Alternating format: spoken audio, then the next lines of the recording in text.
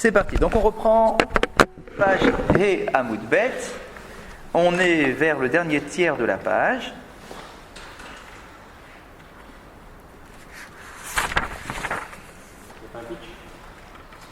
Pas besoin. Ah bah ouais, bah on n'est pas loin. Exactement. Exactement. Eh, on est exactement. Pas très loin. Allez, c'est parti. Rav Nachman vers Rabbi Yitzhak. Vous l'avez? C'est 3 lignes avant l'élargissement de la colonne. 3 lignes avant l'élargissement de la colonne. Vous l'avez? Rav Nachman vers Rabbi Yitzhak Havu Yadve Beseudata. Qu'est-ce qui se passe dans cette histoire? En fait, on nous raconte que Rav Nachman et Rabbi Yitzhak étaient assis ensemble autour d'un repas. D'accord? Ils étaient attablés ensemble. Amarle Rav Nachman et Rabbi Yitzhak. Rav Nachman se tourne vers son ami Rabbi Yitzhak en lui disant Les mamar milta, bechavod, dvar Torah. Donc il a invité à faire un dvar Torah. On est en plein milieu du repas, c'est normal, c'est l'habitude. Amarlo et Achi. Il lui a dit ainsi Amar Rabbi Yochanan, donc il a toujours un enseignement de son maître Rabbi Yochanan, hein, d'accord? Vous vous rappelez qu'on est toujours dans la même formule. En masichin beseuda. Shema Yagdim Kanela Veshet. Et il répond comme ça de manière un peu sèche. Et il lui dit Mais comment ça tu me demandes de faire un Dvar Torah? Mon maître m'a dit que jamais on ne parle pendant un repas, de peur d'avaler de travers. Shema Yagdim Kanela Veshet, de peur que la trachée passe avant l'œsophage et qu'on avale de travers. Pourquoi? Parce que tu es en train de parler, d'accord? Tu es en train de parler, tu fais pas attention à ta façon d'avaler, d'accord? Et donc du coup, tu risques d'avaler de travers. Donc il dit, tu me demandes de faire un Dvar Torah, mais je ne peux pas faire de Dvar Torah. Est-ce que tu sais pas qu'on ne doit pas parler pendant un repas?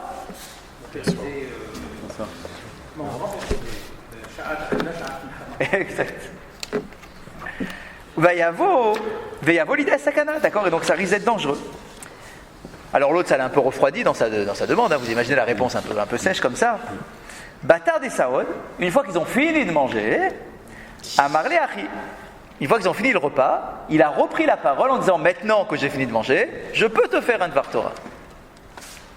Amar Rabbi Yochanan, un enseignement au nom de mon maître Rabbi Yochanan, toujours.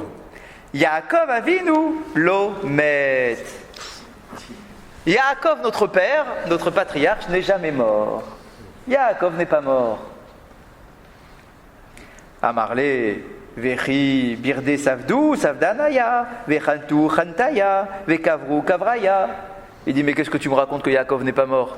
Mais pourtant, on sait dans la Torah qu'on a pleuré, qu'on a fait des oraisons funèbres, qu'on l'a embaumé, qu'on l'a enterré. C'est écrit dans la paracha, la barre dans Vaïchi, à la fin de Bereshit. On nous raconte la mort de Yaakov. Qu'est-ce que tu me dis que Yaakov n'est pas mort? On sait techniquement qu'il est mort. Les médecins sont venus, ils l'ont embaumé, ils l'ont enterré, d'accord? On sait qu'il est mort. Qu'est-ce que tu me racontes qu'il n'est pas mort, Yaakov?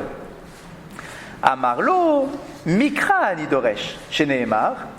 Ve'ata al tira v'Yaakov neum Hashem ve'al tachat Israël ki hineni Moshiach hamerachok ve'ed zarach hameret shivyam makishu lezaro mazaro bechaim avu bechaim. C'est la fameuse dracha qui est hyper célèbre, que vous connaissez tous. Cette dracha-là, elle est célèbre. Même si vous ne la connaissez pas dans les mots, mais l'idée, vous la connaissez tous. On nous dit quoi?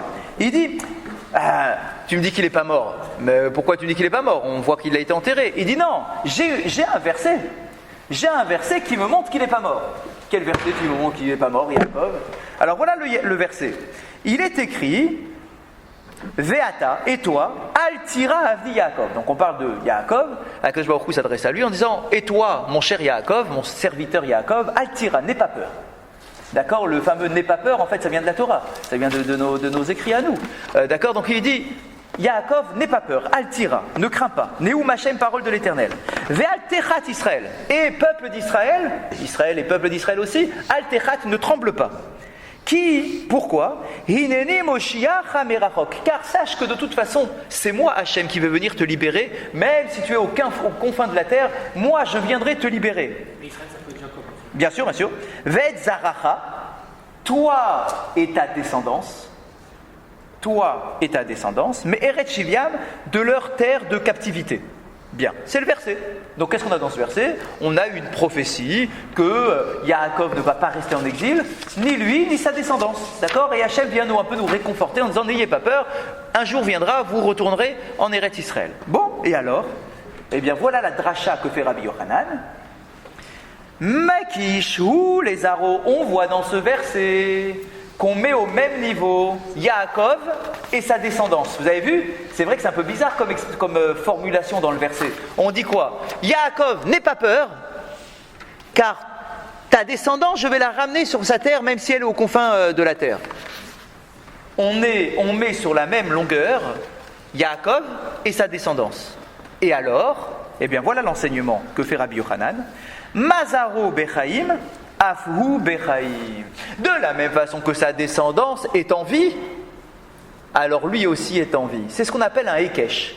Un Hekesh, c'est qu'on met deux expressions qui sont utilisées au même endroit, on les met au même niveau et on apprend l'un de l'autre. Et un pour l'autre. Donc si tu me dis que la descendance de Yaakov est toujours en vie, c'est qu'en réalité, puisqu'ils sont dans le même verset, c'est que lui aussi est toujours en vie. Donc commentateurs, bien évidemment, nous disent mais il est mort, Yaakov. La preuve, c'est qu'il a été enterré, et on le voit dans le livre de Bereshit qu'il est mort. Donc oui, bien évidemment qu'il est mort, mais en réalité, la mort n'est rien. En réalité, la mort n'existe pas, puisque qu'est-ce que la mort? La mort, c'est quand il n'y a plus aucune trace après toi. C'est ça la mort. La définition de la mort, c'est lorsque ton passage est complètement terminé. C'est-à-dire que tu n'as rien planté. Tu n'as rien laissé, aucune valeur, aucune connaissance, aucune descendance. Donc à partir du moment où la descendance de Yaakov est en vie, à comprendre maintenant, pas simplement une vie physique, mais il y a une vie avec les valeurs de Yaakov. À partir du moment où les valeurs que Yaakov représentait, il a été capable de les transmettre de génération en génération jusqu'à nous aujourd'hui, on est toujours sur les mêmes valeurs de Yaakov et de nos patriarches. Donc si les descendants sont toujours en vie, d'un point de vue spirituel, c'est qu'en réalité Yaakov est toujours en vie, à travers nous, il vit. Lorsqu'on nous voit, qu'est-ce qu'on nous dit? On est quoi? On est les Béné Israël, on est les descendants de Yaakov. Yaakov est toujours en vie, à travers nous. Et c'est ce que nous disent nos commentateurs, c'est ce qu'on dit à tous les spédimes, à tous les enterrements, etc. Que quoi? Que les enfants sont les garants de la mémoire de leurs parents. Pas simplement d'une mémoire terne, mais en réalité qu'à travers les enfants, les parents sont toujours en vie. De manière spirituelle, ok. Eh bien, c'est exactement le chidouche qui vient faire ici. De la même façon que la descendance est en vie, alors Yaakov est aussi en vie. Ce n'est pas une vie physique, puisque effectivement, il a été mort, enterré et pleuré, mais malgré tout, il est toujours vivant d'une manière différente. Bien. C'est l'enseignement qu'on a eu ici. Une question que posent nos Chachamim dans les commentaires. Il dit, mais attends, c'est quoi cette discussion? Rappelez-vous du début de la discussion. Ils étaient attablés tous les deux. Et il y en a un qui dit à son ami, fais un Dvar Torah. Et l'autre, il lui renvoie la figure comme ça, et lui dit, mais comment ça tu demandes de faire un Dvar Torah? Mais tu sais pas qu'on ne doit pas parler pendant un repas, de peur qu'on avale de travers et qu'on se mette en danger? La question que pose un commentateur, c'est, et alors quoi? Et celui qui l'a invité à faire le Dvar Torah, il ne sait pas qu'on ne doit pas parler pendant un repas? C'est de la halakha. C'est écrit partout dans la Gemara déjà. C'est écrit dans la Gemara, c'est repris dans le Shulchan Aruch, qu'on n'a pas le droit de parler pendant un repas, de peur d'avaler de travers, et c'est une sakana. On le présente comme étant une sakana. Or, sachez que, de manière générale, on dit sakana, c'est plus grave qu'un issour. C'est-à-dire qu'on est encore plus rigoureux avec une sakana qu'avec un interdit technique. Pourquoi? Parce que tu te mets en danger, et tu ne peux pas te mettre en danger, tu vas avaler de travers, c'est risqué. Alors comment tu peux inviter quelqu'un, toi qui es un rave aussi, comment tu peux inviter un autre rave à prendre la parole en plein milieu d'un repas alors que tu dois savoir qu'on ne doit pas parler pendant un repas? Alors les commentateurs essaient de donner des réponses, ils en proposent deux. La première, c'est de dire peut-être que lorsqu'on nous interdit de parler au cours d'un repas, c'est seulement si on est accoudé, comme ils étaient à l'époque. Mais peut-être que eux là, ils n'étaient pas accoudés. Ils n'étaient pas toujours accoudés. Quand vous savez, on a l'image comme ça, on a accoudé comme les Romains, les machins. En réalité, on n'était pas tout le temps accoudés. C'est vrai que les grands repas étaient des repas accoudés, comme on parle à Pessah, etc. Ils mangeaient comme ça. Donc du coup, c'est vrai que si tu es accoudé, alors, et que tu parles en plus, déjà que tu es accoudé, donc c'est pas forcément peut-être la meilleure position pour manger. D'accord? Et en plus, tu parles, tu risques d'avaler de travers. Donc du coup, on nous dit, quand tu es accoudé, tu ne parles pas en mangeant. Sauf si, peut-être que là, quand il a invité à parler, peut-être que c'est la preuve justement qu'il n'était pas accoudé. Pour nous apprendre que sinon on n'est pas accoudé, on peut parler. On peut parler. D'accord. Donc peut-être que eux, ils n'étaient pas accoudés. Et donc du coup, c'est pour ça qu'il a invité à parler, puisqu'il n'y avait pas de risque. Deuxième opinion, peut-être que s'ils étaient accoudés. Peut-être que oui, ils étaient accoudés. Parce qu'eux, ils étaient généralement accoudés. Ah, alors comment il invite à prendre la parole? Réponse, peut-être que c'était entre deux plats. Quand tu n'as pas le droit de parler, c'est quand tu es en train de manger. Mais si tu es entre deux plats, donc c'est un moment où on ne parle, où on ne mange pas, donc il n'y a pas de risque d'avaler de travers. Donc du coup, peut-être que là, quand il a invité à prendre la parole, c'est parce qu'ils étaient entre l'entrée et le plat principal. D'accord? Et que là, à cet endroit-là, tu peux parler. Donc c'est là qu'il a invité à faire le Dvar Torah. Mais du coup, ce qu'on apprend de là, c'est quoi? C'est que si tu dis que c'était ça, la avamina de celui qui l'a invité à parler, c'est-à-dire ce que pensait celui qui l'a invité à parler en se disant « puisqu'on est entre deux plats, je t'invite à prendre la parole », l'autre, il lui rétorque que non, monsieur. Même si on est entre deux plats, on ne doit pas parler. Eh oui. C'est la lacha. Oui. En deux. Oui. Si on est accoudé. Si on est accoudé. D'accord. Alors sachez, c'est pas notre cours. Sachez que dans la halacha, il y a un siman dans le Shulchan Aruch qui nous dit effectivement à quel moment et comment on peut parler dans un repas. Est-ce qu'on peut oui parler? Est-ce qu'on n'a pas le droit de parler? Etc. etc.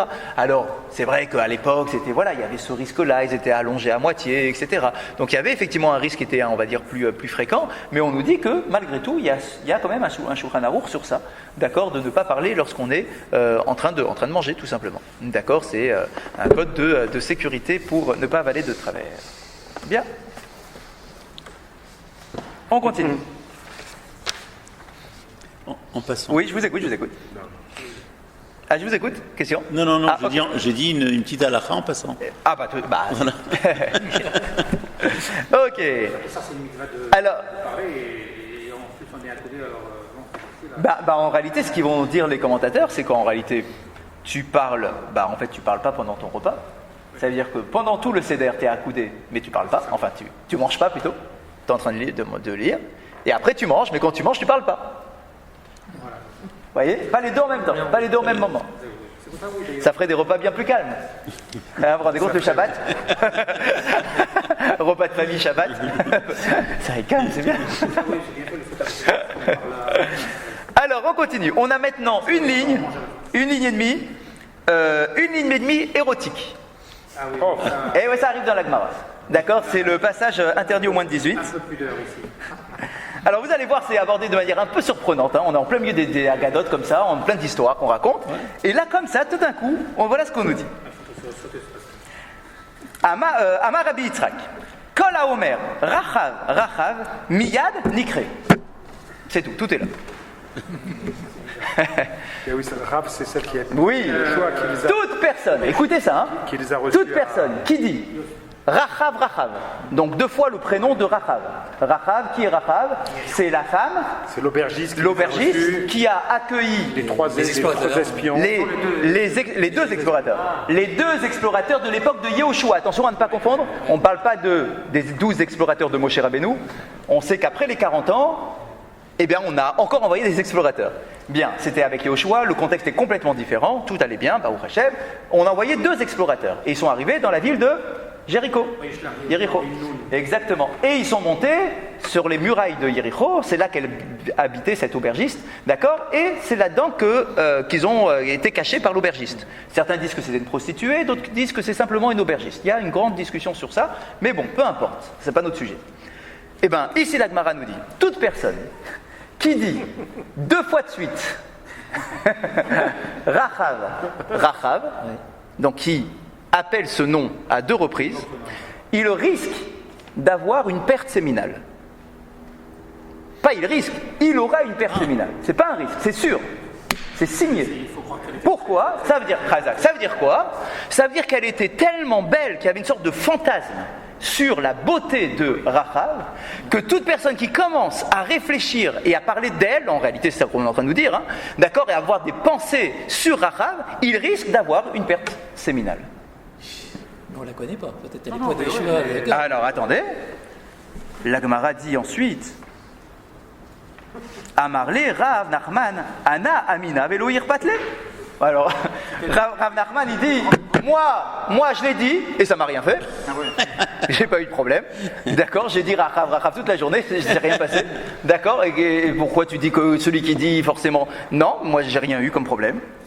Amarle, Kika Amina, Beyodra ou Mechira. Il dit non, attends, c'est pas comme ça. C'est sûr que si quelqu'un maintenant, là, aujourd'hui, dit 2 fois Rachav ou 10 fois Rachav, ça va rien lui faire. Il nous parle de quelqu'un qui la connaissait. Pour quelqu'un qui la connaissait, et certains vont nous dire, pour certains qui ont déjà eu une relation avec elle, si on imagine qu'elle était effectivement prostituée, d'accord, pour ceux qui ont déjà eu une relation avec elle, elle était tellement exceptionnelle comme femme, que le simple fait de dire son nom te mettait déjà, d'accord, dans un fantasme et dans une imagination d'avoir un rapport avec elle. C'est Rachav. Et effectivement, on nous dit qu'elle était exceptionnellement belle. C'était l'une des 4 plus belles. Chazak, exactement. Vous dites le même enseignement. D'accord, on dit qu'elle faisait partie des femmes les plus belles de l'histoire de l'humanité. Ah oui. D'accord, donc c'était pas n'importe qui, cette Rachav. Et on nous dit effectivement, c'est pour ça qu'on nous dit, c'est pas forcément une prostituée comme on l'imagine, d'accord, de bas de classe. D'accord, certains nous disent que non, attention, c'était une femme des grands hommes. D'accord, qui allait avec les grands hommes. Elle s'est mariée avec Yoshua. Oui. Exact. Elle a eu comme descendant. D'accord, donc c'est pas rien non plus. Comme descendant. Avec Yoshua, alors toujours je confonds les deux. Prophète. C'était avec Yoshua qui était le fils, vous vous rappelez? Non, je ne me rappelle pas. Ok. En tout cas, elle s'est mariée avec Yoshua.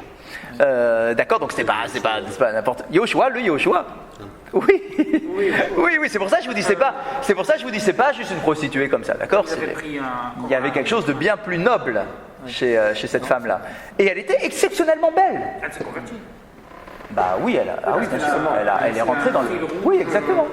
D'accord, donc oui, elle est rentrée dans le clan d'Israël, c'est sûr. Mais elle était très très belle. Donc toute personne qui la connaissait ou qui a déjà eu une relation avec elle, le simple fait d'évoquer son nom nous met dans une situation un peu difficile. Il y a même un enseignement, parce que nous avait dit Elie Bodbol, que quoi ce serait une âme perdue parmi les... Ah, c'est ce qu'on dit sur nous, bien sûr. Oui. Toute l'idée d'aller à Jéricho, c'était de la récupérer, justement. Ok, d'accord. C'est sûr en tout cas que c'était un grand personnage, oui. D'accord, il y a des trucs cachés là-bas, il ne faut pas juste prendre le texte comme il se présente. D'accord, donc voilà, c'est un enseignement. D'accord. C'est le mot qu'utilise la Torah surtout. De quoi? C'est le mot qu'utilise la Torah qui est Pour la Rav. Ah, bah oui, Ishazona, on l'appelle comme ça dans la Haftara. D'accord, on dit Ishazona, c'est une femme prostituée. Et là, nous disent non, Zona, c'est aussi Mazon. Mazon, c'est l'alimentaire qui nourrit, c'est une aubergiste. D'accord, donc il y a les deux façons, mais une prostituée, c'est aussi une sorte de nourriture aussi. D'accord, donc les deux se mettent dans ce mot-là. C'est pour ça qu'une Zona s'appelle mot Mazon. Hein. Ça vient de là. Hein. Vous savez, l'hébreu est toujours construit. D'accord, donc voilà. Donc effectivement, tu peux toi dire son nom sans avoir de problème parce que tu l'as pas connu. C'est pour ça qu'il t'arrive pas de problème. Ok. On continue. Oui. Pourquoi? Elle? Non, mais pourquoi des enseignements comme ça? Ah, alors on s'était dit, hein. On s'était dit. Tous ces enseignements-là, ce sont tous des enseignements de Rabbi Yochanan. À travers les yeux de son élève Rabbi Yitzhak, d'accord, qui vient rapporter les enseignements de son maître. On avait vu, pour certains, les premiers, c'était clairement lié encore à la demande de la pluie, etc. Et puis après, hop, on a rapporté les autres enseignements. En passant, on te ramène les enseignements. Cet enseignement-là, par exemple, de Rachav, tu l'aurais mis où? D'accord, bah tiens, puisqu'on est en train de parler de ces enseignements, bah tiens, celui-là, on va pas le perdre quand même, un enseignement pareil, c'est une pépite. D'accord, c'est un enseignement, celui-là tu peux pas le deviner, celui-là. D'accord, donc celui-là, il fallait pas trop le faire. On l'a mis. Qu'est-ce que ça nous apporte? Voilà, c'est la question que j'avais. Quelle est l'actualité par rapport à Gemara? Mais si, bien sûr, ça nous apporte quelque chose. Ça nous apporte quelque chose. Ça veut dire que on peut imaginer dans notre esprit d'avoir une relation avec une femme, ou plutôt de se mettre en condition, d'accord, comme si tu étais avec la femme elle-même. Le simple fait de parler d'elle. Le simple fait de parler d'elle. D'évoquer son nom. C'est ça. C'est une chose qui s'est Chazal. Donc en fait, qu'est-ce qu'on voit de là? C'est qu'effectivement, et ça on le voit par ailleurs aussi, d'accord, que tout va dépendre de notre façon de parler des choses. Pour ça, on dit fais attention à ta bouche, ne dis pas n'importe quoi, ne parle pas n'importe comment, ne parle pas de choses basses, d'accord, fais attention à tes yeux, etc. Parce que ça a une incidence. Tu peux te mettre en situation, d'un point de vue purement, oui, c'est ça, d'accord, dans la tête, quoi, hein, d'accord, de mettre des situations complètement folles. On continue. Kiava Miftere. Voilà maintenant que ces deux amis-là étaient sur le point de se séparer. Donc ils ont passé leur repas ensemble. Hein. D'accord, ils ont discuté un petit peu, ils ont fait quelques enseignements. Et ils étaient maintenant sur le point de se séparer. Amarle, Libar Chenanmar. Il a dit, je t'en prie, avant de quitter ma maison, je t'en prie, fais-moi une bracha. Deux rabbanim qui se quittent. Un qui a été invité chez l'autre. Je t'en prie, fais-moi une bracha avant de quitter ma demeure. Et là, c'est une bracha hyper célèbre. Amarle, Emsholach Machal. Il dit, écoute, je vais te faire un machal, une parabole. Tu me demandes de faire une bracha, je vais te faire une parabole. Machal et Ma'adamar Domé, à quoi cela ressemble-t-il? À ce que tu me demandes. Les Adam Shaya Oler Bamidbar, ça ressemble à un homme qui marchait dans le désert. Ve'aya Raev, il était affamé. Ve'ayef, il était fatigué. Ve'tsame, et il était assoiffé. Il était dans le désert, donc il était complètement paumé. Ou Matza Ilan, et tout à coup, il trouve un arbre. Chez Perotav Metukin, qui a des fruits doux. Vetzilonae, et qui fait de l'ombre. Ve'amatamaim overetz tartav. Et il y avait un petit cours d'eau qui passait juste en dessous de cet arbre. D'accord? Donc en plein milieu du désert, comme ça, waouh, un arbre magnifique. Et il a pu donc manger des fruits, il a pu se reposer sous l'ombre, et il a pu trouver de l'eau au pied de l'arbre. Bien. Achal mi perotav, ve'shata mi memav, ve'yashav betzilo. D'accord? Ou chez Bikesh Leler, et lorsqu'il a voulu partir, cet homme-là, après s'être reposé au pied de cet arbre, Amar, Ilan, Ilan, Bema avarechecha. Il dit, arbre, j'ai profité de toi, je ne peux pas te quitter sans te faire une bracha. Mais comment est-ce que tu veux que je te bénisse? Qu'est-ce que je peux te faire comme bracha? Im omer la sheyu perota perotecha metukin, hare perotecha metukin. Si je te souhaite d'avoir des fruits doux, il s'avère que tes fruits sont déjà très doux. Baruch Hashem. Shey yetzilechanae, hare yetzilechanae. Si je te souhaite que l'ombre soit belle, voilà que ton ombre est déjà belle. Shete amatmaim overet tartaecha, hare amatamaim overet tartecha. Que je te souhaite qu'il y ait un cours d'eau qui passe sous tes pieds, mais il y a déjà un cours d'eau qui passe à niveau de tes racines. Et là, alors qu'est-ce que je peux te faire comme bracha? Tu as déjà tout. Tu as les fruits, l'ombre et l'eau. Tu as tout. Qu'est-ce que je peux te faire comme bracha? C'est ta descendance. Exactement. Et là, Yehi Ratson. Voilà la prière que je te fais. Yehi Ratson. Shekol netiyot shenotarin mimecha iyu kemotra. C'est magnifique comme bracha. Je te souhaite que toute partie de toi-même que l'on va prendre et planter dans la terre, que tout ce que l'on plante de toi soit aussi beau que toi.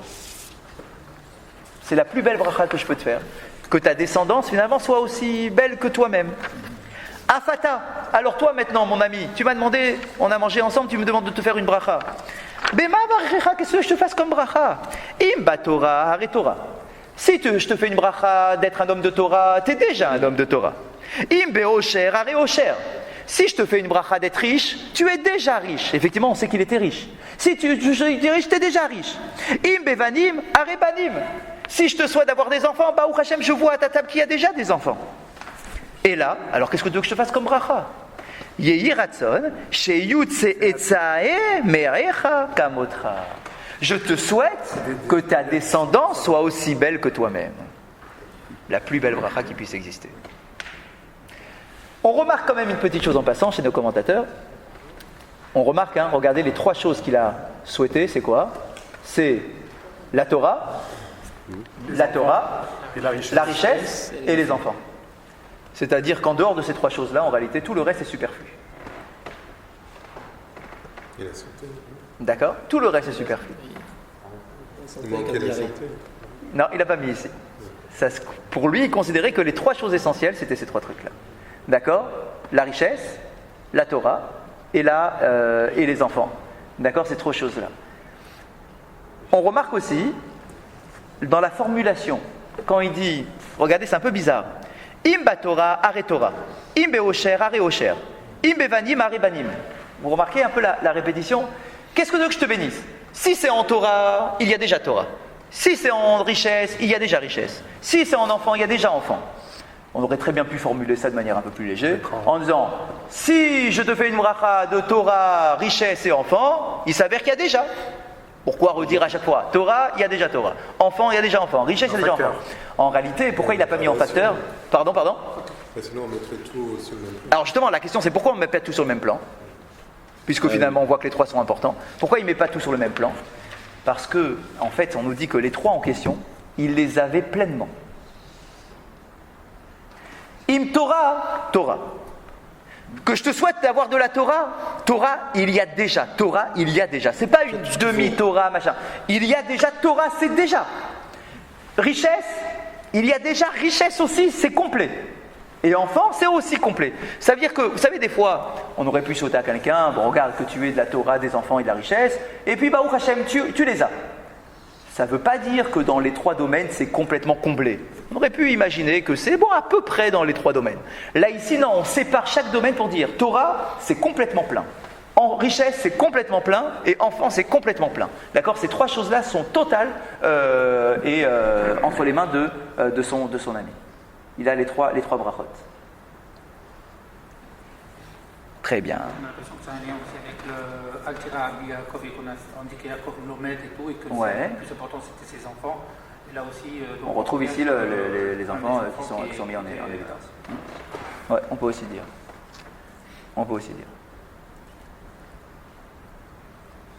Et donc finalement, la plus belle bracha qu'il pouvait lui prononcer, c'était tout simplement d'avoir des enfants aussi beaux que lui. C'est la plus belle bracha qu'il puisse avoir. On est aux 2 points. Allez, on revient un petit peu sur notre histoire de pluie. On a fini toutes les agadotes, mais il y en aura encore. Hein. Bah, heureusement. Si vous voulez un petit truc, Sympa. un petit truc pour savoir quand est-ce qu'il y a des agadotes dans la Gemara, Ouais.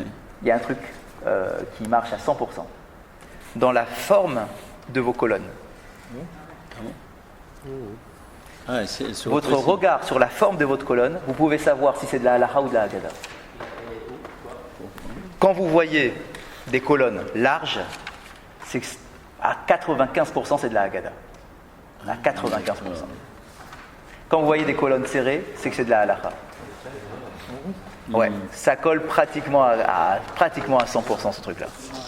Et là, vous voyez des colonnes larges comme ça, d'accord, c'est que c'est de la haggadah qui va revenir. Pourquoi? Parce qu'il y a moins de rachés de Mais oui, parce qu'il y a moins de tosfot sur de la haggadah. Il n'y a pas de tosfot, regardez, il y a des tout petits tosfot, c'est rien du tout. C'est de la nonote ces tosfot-là, c'est rien. Ils sont tout courts, regardez la page d'après, vous ne l'avez pas, c'est encore tout court. Il n'y a rien, la colonne est énorme. Quand c'est une colonne énorme, en fait, il ne faut pas avoir peur, c'est de la haggadah. Quand il y a des colonnes serrées, regardez au début, rappelez-vous le début. Le début, il n'y avait que des colonnes serrées. Colonnes serrées parce que les tosfot prenaient toute la page. Les commentaires prenaient toute la page. Colonne large, c'est qu'en général c'est de la haggadah. Et effectivement, d'accord, avec là ici les haggadot qu'on a retrouvés à la fin, d'accord, on est dans un passage de haggadah qui est assez clair. Plutôt présent plus très. Non, ça c'est autre chose, c'est par rapport à mon édition. Ah, d'accord. Ok, on y va, Tanoura Rabanan, on est aux 2 points. Vous y êtes? Tanoura Rabanan. On nous enseigne dans une braïta. Alors on va parler ici de ce qu'on appelle Yoré ou Malkosh. Rappelez-vous, dans le schéma Israël, on nous dit quoi? Qu'Akadosh Baruch Hu va envoyer 2 catégories de pluie. Il y a des pluies qu'on appelle Yoré et des pluies qu'on appelle Malkosh. Les pluies qu'on appelle Yoré sont des pluies de début de saison. Les pluies qu'on appelle Malkosh, c'est des pluies de fin de saison. Ce ne sont pas les mêmes pluies. Il y a celles du mois de Rejvan, qui sont les pluies de Yoré, et il y a celles de fin de saison, d'accord, juste avant le nouveau printemps, d'accord, c'est les pluies de Malkosh. Très bien. Alors, qu'est-ce qu'on apprend?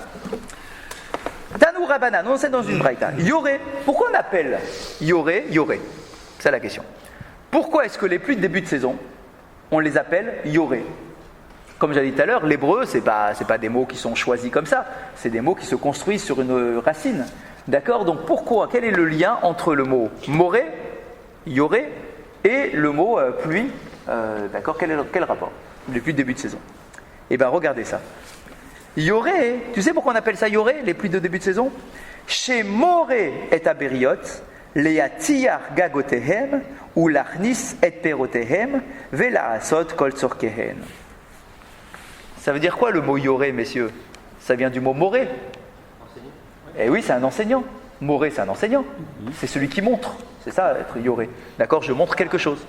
Et alors, en fait, les pluies de début de saison viennent nous montrer quelque chose. Elles nous montrent quelque chose. Qu'est-ce qu'elles viennent nous montrer? Eh bien, que c'est l'hiver qui arrive. Et alors?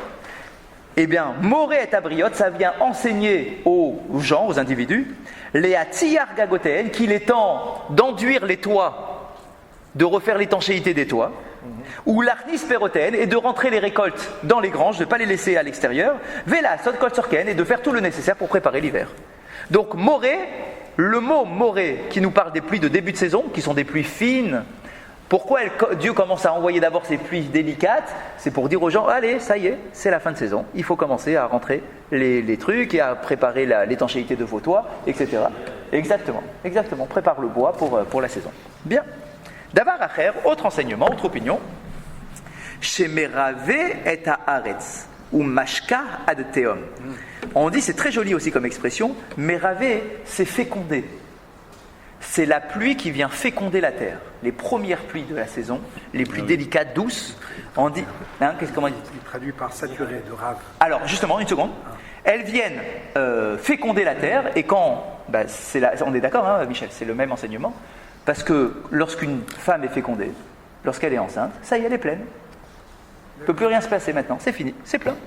D'accord? Eh bien, la terre, c'est pareil. Cette première pluie vient féconder la terre, elle vient remplir la terre avec de l'eau, puisque c'est délicat, ça tombe, et on nous dit chez Marvé et Haaretz ou Mashka Ateom.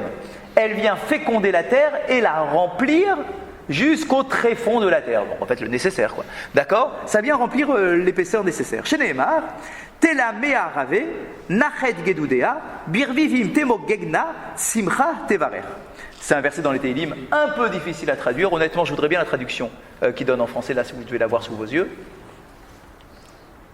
Je l'ai en anglais. Ah, vous l'avez en anglais, sinon on l'a en français, en joli français.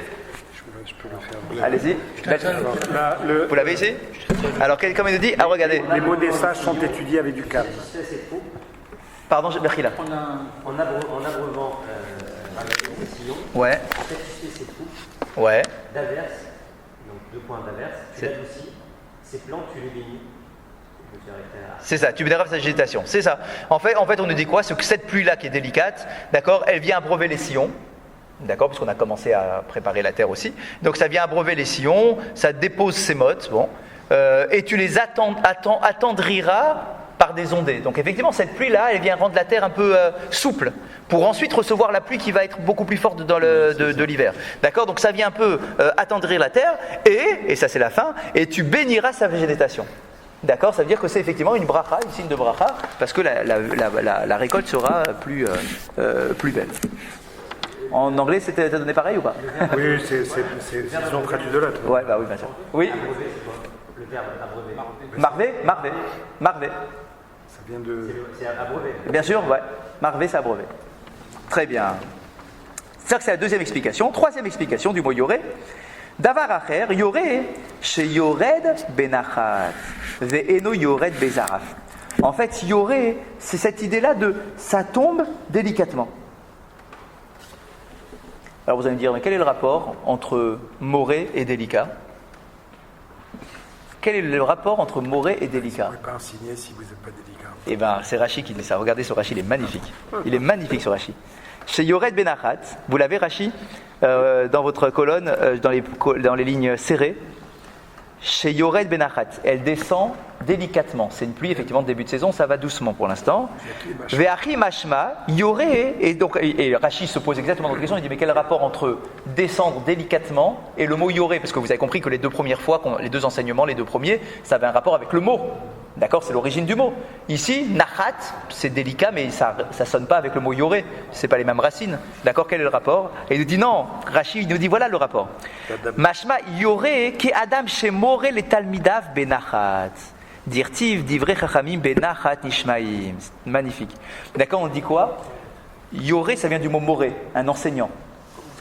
Eh bien, l'enseignant, il doit enseigner avec délicatesse à son élève, avec tranquillité. sans s'énerver. S'il s'énerve, c'est pas un bon enseignant. Ça sert à rien. Hein, exactement, Ça marche pas. ça rentre pas. D'accord? Donc du coup, on nous dit dans le Rashi, pourquoi c'est le mot moré? Parce que le mot moré, il est par définition, il est benachat. Le professeur, par définition, il est délicat. Sinon, c'est pas un professeur.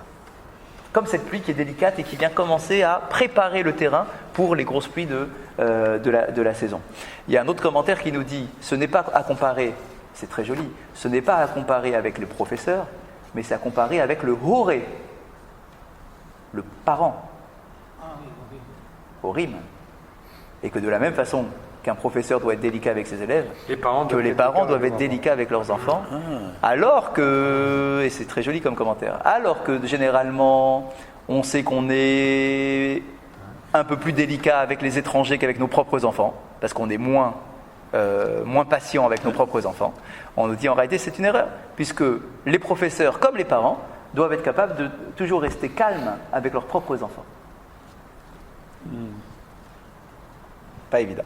C'est qu'on s'énerve contre soi avec nos enfants. Ben oui, parce qu'en fait on se voit soi-même. C'est ça qui nous insupporte. Donc Ravi nous dit que chez nos enfants, en fait, on voit nos défauts. On rejette ce que l'on est. Exactement. Chez nos enfants, parce que nos enfants, eux, prennent ce qu'on est. D'accord, par définition. Parce que ce sont des éponges. C'est sûr. D'accord. Donc en fait, en voyant mes enfants, je me vois moi-même. Et chaque parent voit chez l'enfant ses propres défauts. Et c'est souvent d'ailleurs d'Afka sur ça qu'on met le doigt quand on s'énerve contre nos enfants. D'accord, quand on dit c'est souvent, si on prend le temps de souffler un peu et de réfléchir après, c'est souvent d'Afka sur les défauts que nous avons et qu'on ne supporte pas et qu'on espère ne pas voir chez nos enfants. Et justement sur ça, tac, on les C'est attrape. pour ça qu'on s'énerve. Et bah oui, parce que tu es devant un miroir en fait. Tu es devant un miroir. Alors qu'on nous dit, Fais ce que je te dis, ne paie. alors que normalement, nos Chachamim nous disent que dans le lien entre parents et enfants, c'est le même lien qui existe, c'est très joli ça, c'est le même lien qui existe entre le soleil et la lune. C'est-à-dire, le soleil n'a jamais vu la face cachée de la lune. Ah oui, forcément. Par définition, on est d'accord. Le soleil ne voit jamais la face cachée de la lune, c'est-à-dire qu'un parent ne doit jamais voir le côté négatif de son fils. Il doit voir que la partie éclairée de son fils, pas la partie noire. Très joli comme enseignement. C'est bon. De temps en temps, il faut quand même. Oui, on a besoin. D'accord, mais c'est joli comme enseignement. C'est joli, hein. C'est très joli. Allez, on continue. Donc ça, c'est pour Yoré.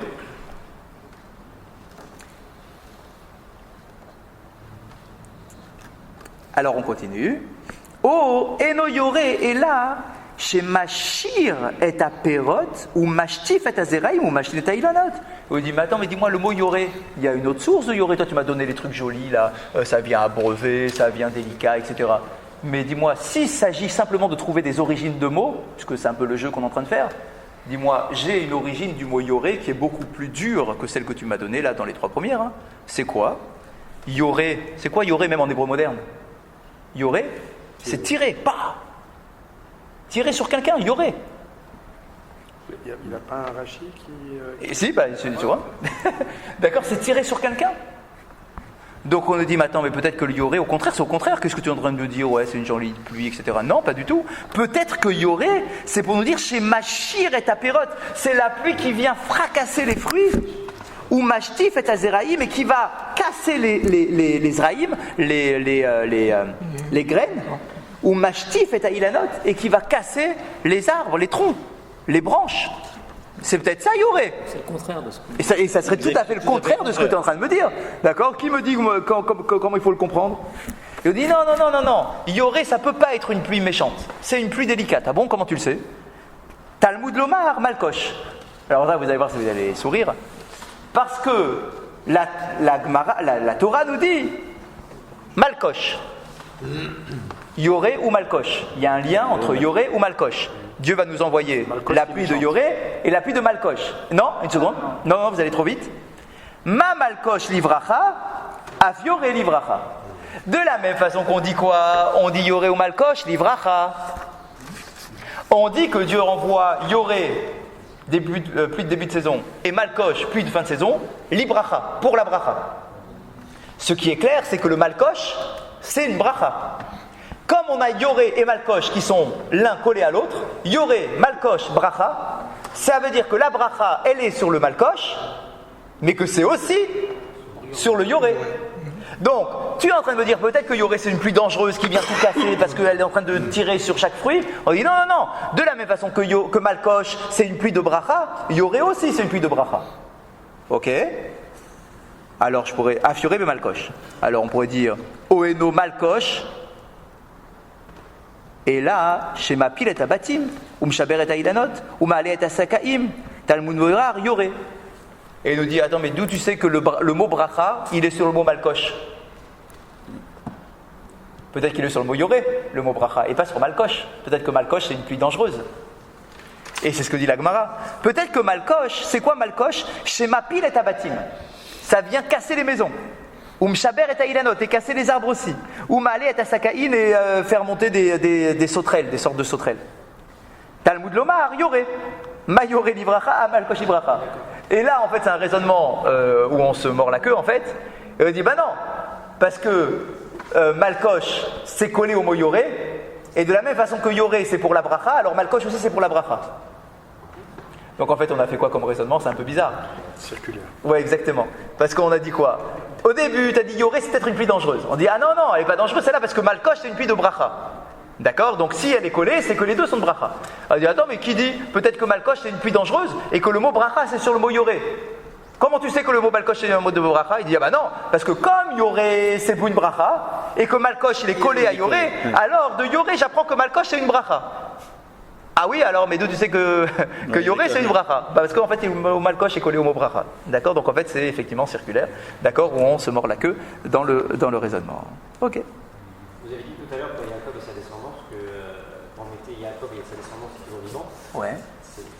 c'était la même chose. Vous voyez ce que je veux dire? C'est-à-dire que quand la descendance est vivante, oui, alors le bracha, on est sur le même principe ou pas? Bah oui, en fait, c'est que le mot bracha, il est sur les deux mots.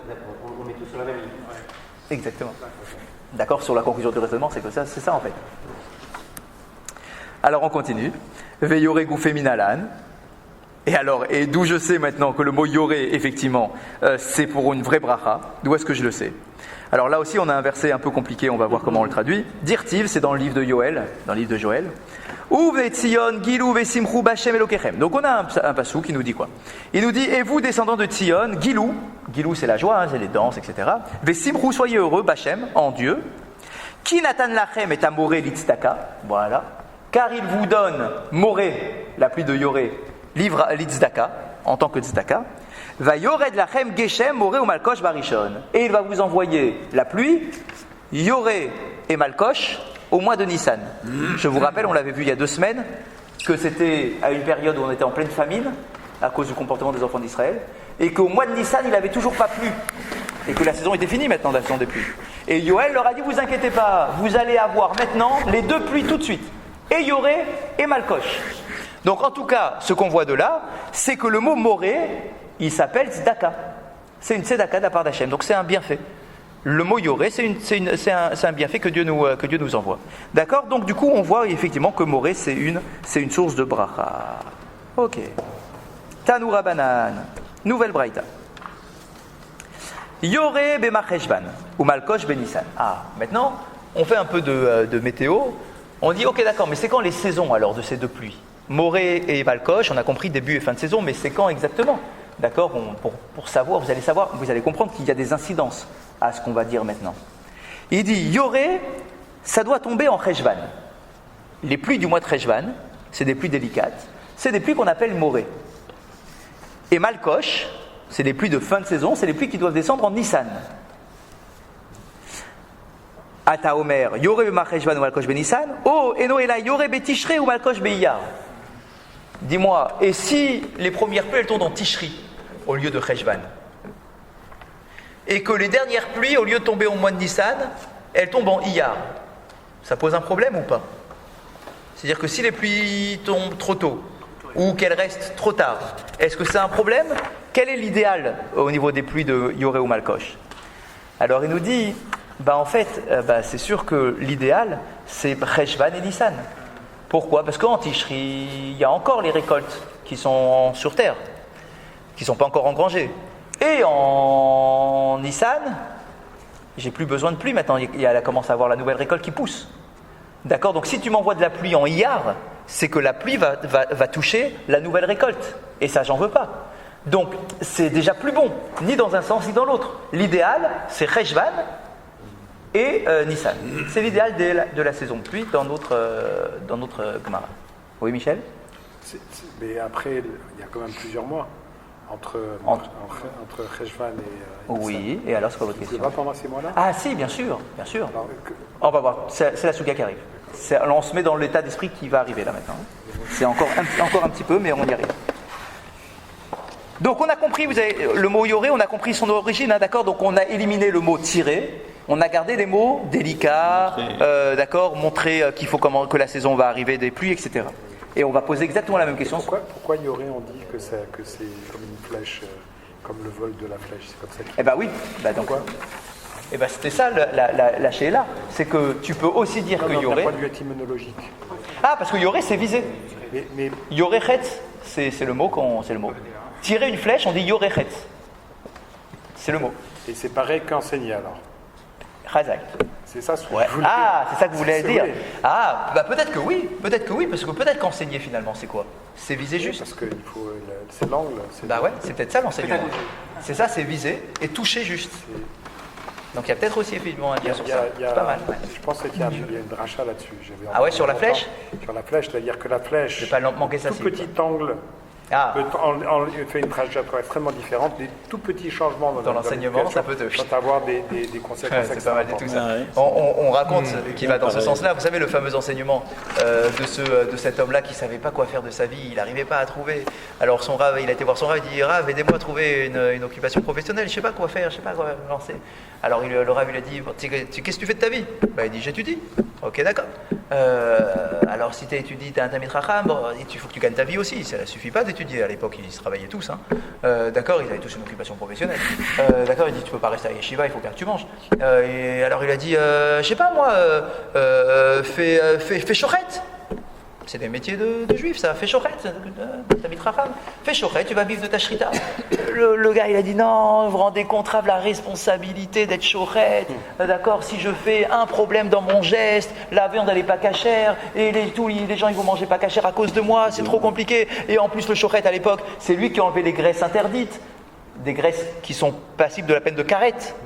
D'accord? Donc il dit, tu te rends compte, si je les enlève pas correctement, les gens ils vont manger ce truc-là, ils vont être carrettes. Oh non, c'est trop dangereux ce truc-là. Non. Alors le Rav dit, je sais pas, qu'est-ce que je te dise moi, le chorette c'est bien. Alors fais sofer. Un autre métier de Talmid Chacham, fais sofer. Et il a dit, oh mais ça va pas, Rav, vous vous rendez compte, la responsabilité d'être sofer. Les gars ils vont mettre leur téphilite avec mon écriture, et si moi mes cavanotes elles étaient pas bonnes quand j'ai écrit, j'ai pensé à Rav, on va savoir à qui j'ai pensé. D'accord? Ça va pas passer. D'accord, trop dangereux, je veux pas, j'ai trop de responsabilité sur mes épaules. Il dit, qu'est-ce que je te dis, qu'est-ce que tu veux faire? Tu veux pas être chauffeur, tu veux pas être sofer. T'as pas une idée toi? Il dit, ah si j'ai une idée, je vais être professeur. Je vais être professeur de Torah, Talmid Torah. Et le Rav, il lui a dit, mais dis-moi, t'as trouvé que la shrita, c'était une trop grande responsabilité. T'as trouvé qu'être sofer, c'est une trop grande responsabilité. Et tu crois que l'éducation, c'est pas une grande responsabilité. T'as rien compris. C'est à l'inverse. La responsabilité est beaucoup plus lourde sur les épaules du professeur du Talmud Torah que sur celui qui fait la shrita. Nous, on croit que ça va, on peut prendre n'importe qui comme professeur, ça va. En fait, pas du tout. La responsabilité est beaucoup plus importante. C'est exactement l'histoire de la flèche. Si tu tâtes, ça part dans l'autre sens. Hein. Un degré. D'accord. Le choix éducatif, il est énorme. Là où on confie nos enfants, en fait, on n'est pas conscient de la responsabilité qu'on donne à ceux qui récupèrent l'enfant pendant toute la journée et qui lui transmet la Torah ou autre chose. Hein. C'est énorme. Donc, maintenant, qu'en est-il du mot malcoche? D'où sort ce mot malcoche, qui est un peu un mot barbare? D'accord. C'est pas un mot qu'on trouve. Il faut trouver une source de ce mot, comme yoré, comme on l'a fait pour yoré. Alors voilà en fait d'où vient le mot malkosh. Écoutez, c'est très joli aussi comme dracha. Amarav Nehilai Bar Idi Amar Shmuel, donc c'est un enseignement de Shmuel. En fait, voilà, malkosh, en fait, c'est une combinaison de deux mots. C'est quoi la combinaison? Davar chez mal, kashiotehen chez l'Israël. Malkosh, c'est la pluie qui vient circoncire la nuque raide du peuple d'Israël. En quoi ça vient circoncire la nuque raide du peuple d'Israël? D'accord, souvent on nous critique, le peuple d'Israël c'est un peuple à la nuque raide. Ça veut dire que c'est un peuple têtu, quoi, il a la tête dure. Et c'est Dieu qui nous envoie ça à la figure. Hein. Il dit ça, vous me cassez les pieds, vous acceptez jamais rien, vous arrêtez pas de vous révolter pour rien. D'accord, vous avez la nuque raide. Eh bien on nous dit, la pluie de Malkosh, c'est une pluie qui vient nous faire plier. Ça vient circoncire notre nuque raide. Pourquoi? Parce que lorsque tu arrives en fin de saison et que tu n'as toujours pas eu la fameuse pluie de Malkosh et que ta saison elle est en train d'être foutue parce que tu n'as pas eu assez de pluie dans la saison, là tu as de quoi casser ton orgueil et de te tourner vers Hachem pour prier pour qu'il envoie enfin cette pluie qui est nécessaire pour ta récolte. Donc Malkosh, c'est qu'on l'attend tellement pendant toute la saison que si elle vient pas, tu es tellement angoissé que ton orgueil, tu le ravales et tu te mets bien en position de mitzvot et d'étude de la Torah pour demander à Kadosh Baruch Hu qu'il veuille bien accepter d'envoyer les pluies nécessaires pour terminer la saison avant l'été. Ça c'est la première dracha. Devé Rabbi Ishmael Tana, un autre enseignement dans le Beth Midrash de Rabbi Ishmael, on a enseigné Davar shememale tevua bekasheha. C'est une autre façon, c'est aussi une combinaison de mots, hein, vous avez malkosh, memale, mal, kasheha. Alors qu'est-ce que ça signifie? Memale, ça remplit. Kasheha, c'est-à-dire que cette pluie-là, elle vient remplir toute la récolte. Et ça vient remplir le cache. Le cache, c'est quoi? C'est la paille. D'accord? C'est-à-dire que ce qui va supporter toute la récolte, ça va être alimenté par cette pluie. Ça remplit au maximum les tiges, etc. de la récolte. Ça, c'est le deuxième enseignement. Donc, on a le mot malkosh, memale, kashéa. Ça remplit la paille ou les tiges.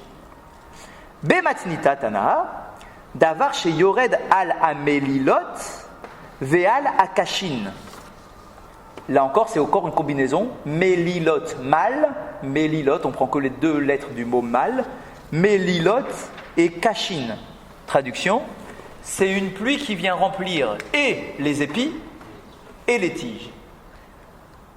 D'accord, ça veut dire que la récolte entière tire bénéfice de cette pluie. Et la tête et les tiges également. Donc ça c'est l'origine du mot malkosh. Ok. Tanou Rabanan, nouvel enseignement dans une braïta.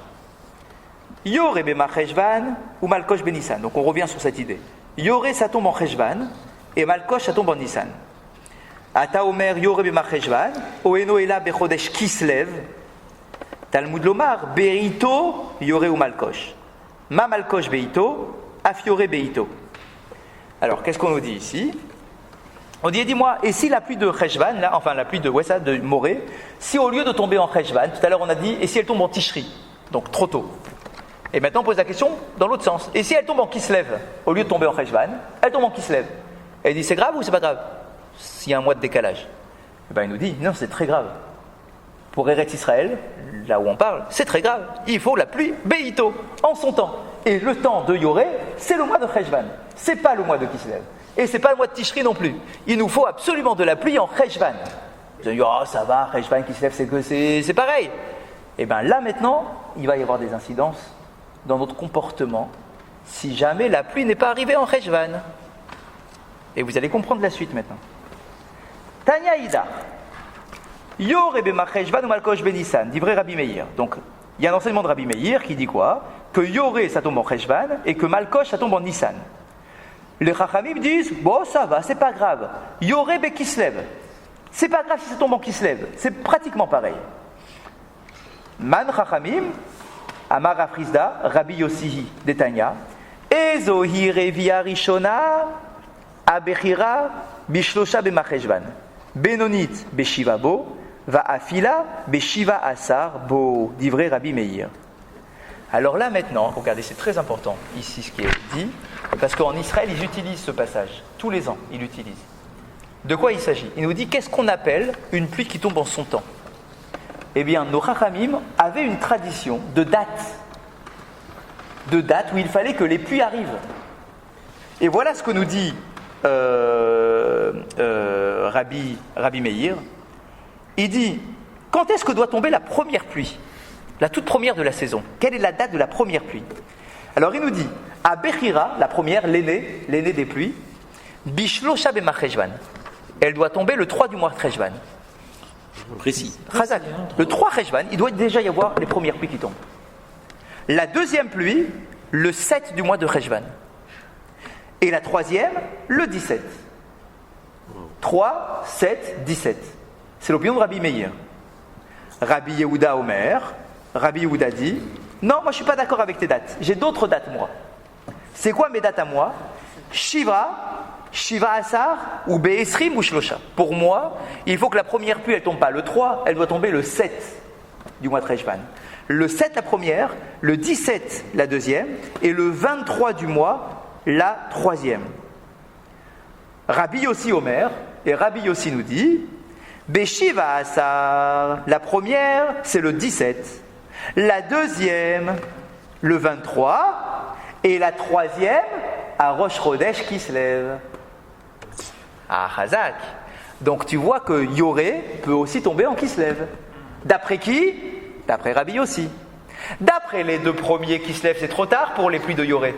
Les pluies de Yoré, d'après les deux premiers, c'est que pendant le mois de Cheshvan. En Kislev, il n'y a que Rabbi Yossi qui dit que la pluie de Yoré, elle peut tomber encore en Kislev, dans ses dates à lui, dans ses calculs. En fait, on comprend que Yoré, en fait, c'est 3 pluies.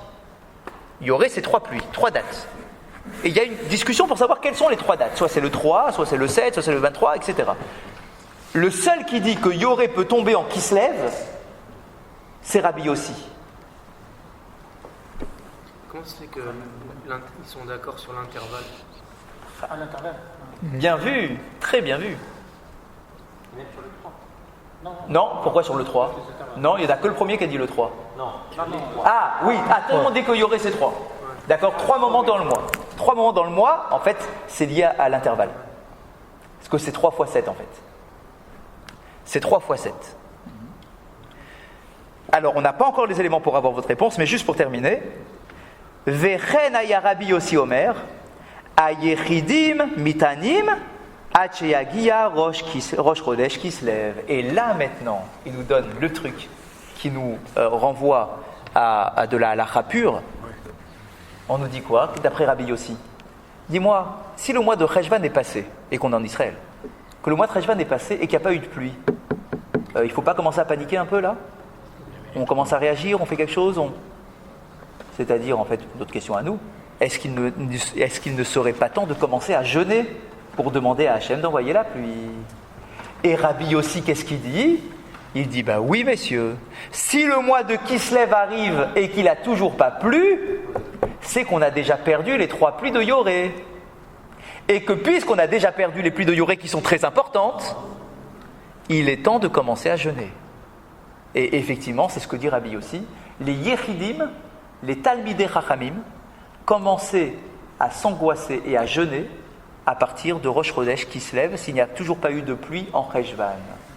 Pas le peuple entier. La communauté entière, ce sera plus tard. D'abord, on confie ça aux Talmidei Chachamim. Les premières angoisses, d'accord? Un mois entier qui est passé sans pluie, le mois de Cheshvan qui est très important, il est passé sans pluie, on commence à paniquer. Est-ce qu'on va affoler tout le peuple? Non, pas tout le peuple. Les Talmidei Chachamim, eux qui sont sensibles au truc, qui savent que c'est pas normal que le mois de Cheshvan est tombé et que s'il n'y a pas de pluie, c'est qu'Hachem il a retenu les pluies. Donc les Talmidei Chachamim jeûnent, commencent à jeûner à partir du mois de Kislev. Le peuple, plus tard. On verra quand. Il y a toute une souilla très claire, très précise, pour savoir à partir de quand on demande au peuple de jeûner. Et du coup, ça nous renvoie à des choses qu'on entend, nous, tous les ans. Quand en Israël, il n'y a pas assez de pluie en début de saison, qu'est-ce que nous disent nos rabbanim? Ils nous disent, ça y est, on va commencer à avoir un jour de jeûne, etc. Ça vient de là. Ça vient de là. Au début, ce sont les rabbanim qui jeûnaient.